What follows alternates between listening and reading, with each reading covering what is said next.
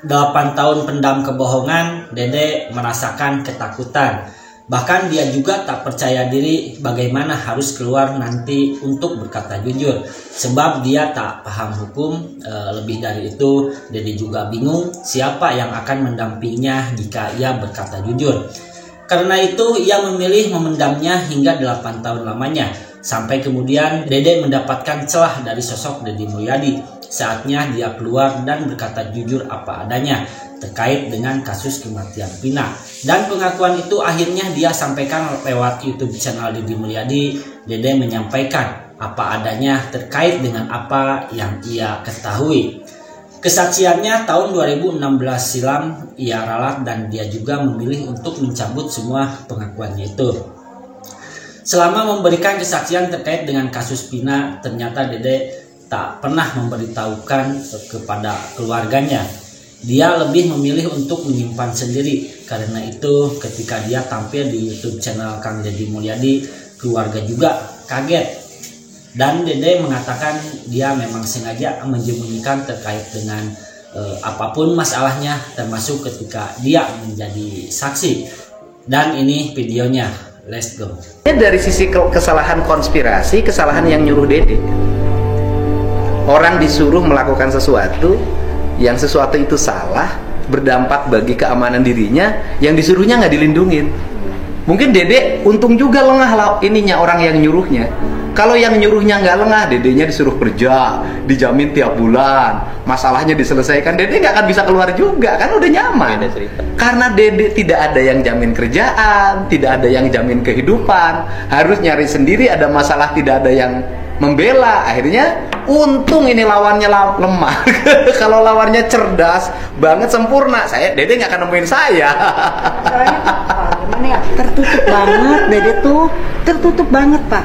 Tertutup, baru sekarang saya tahu masalah ini tuh. Loh, Ibu selama ini nggak tahu kalau Dede berbohong? Nggak tahu Pak, nggak pernah cerita, nggak pernah cerita sama sekali.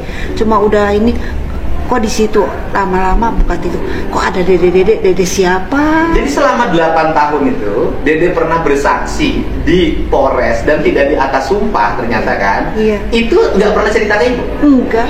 Dia menjadi saksi peristiwa pembunuhan dan pemerkosaan itu tidak cerita ke Ibu? Enggak. Jadi keluarga nggak tahu?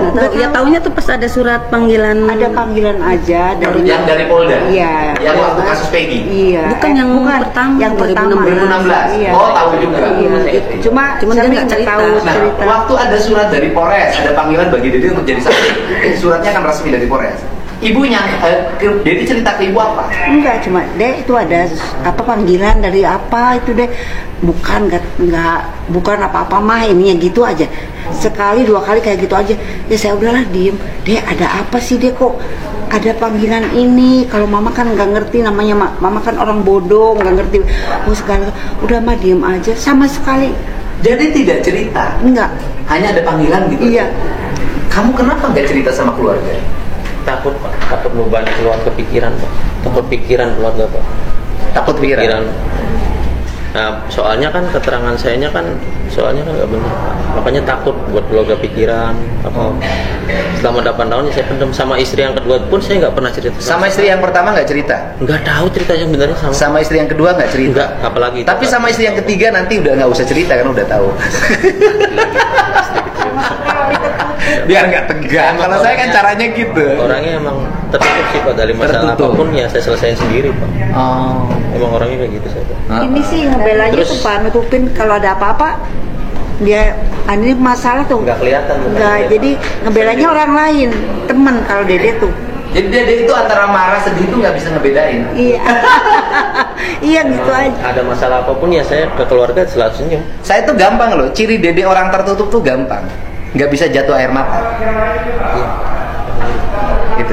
Dan ketika Dede tidak jatuh air mata, tidak bersedih, orang tuh nyangka jadi jelek. Kenapa? Kok dia nggak ada sedih-sedihnya sih? Kok dia kesaksiannya sudah membuat orang menderita, kok nggak ada penyesalannya? Pemahamannya begitu. Padahal memang wajah Dede itu lempeng. Disebut lempeng tuh nggak bisa sedih, nggak bisa ketawa juga coba sebentar-sebentar. Nah ini harus latihan agar hidup bahagia. Karena bahagia tuh kuncinya 2. Orang yang bisa sedih itu bisa ketawa, dan itu manusia bahagia itu adalah manusia yang bisa menangis dan bisa tertawa. Manusia yang tidak bahagia adalah sudah tidak bisa menangis dan sudah tidak bisa ketawa. Sampai tetangga nanya gini, itu ada apa sih Ce, katanya gitu anaknya. Siapa? Dede katanya itu. Ada itu. Tapi anaknya tuh biasa aja senyum-senyum. Saya yang nangis, udah nggak usah nangis, nggak usah nangis. Orang masalah ini Iya. kita keluarga tuh taunya nonton podcast banget. Oh. Jadi pas kemarin yang podcast pakai baju hijau itu saya aja ngelihat TikTok tuh sampai itu ya, ngelihat podcast sampai apa sih coba nama berebes milik nelangsat apa sih namanya? Oh, jadi seluruh keluarga bahwa tahu Dede ya terlibat menjadi saksi palsu dalam peristiwa terpenjaranya 7 orang ini itu dari tayangan yang saya tampilkan.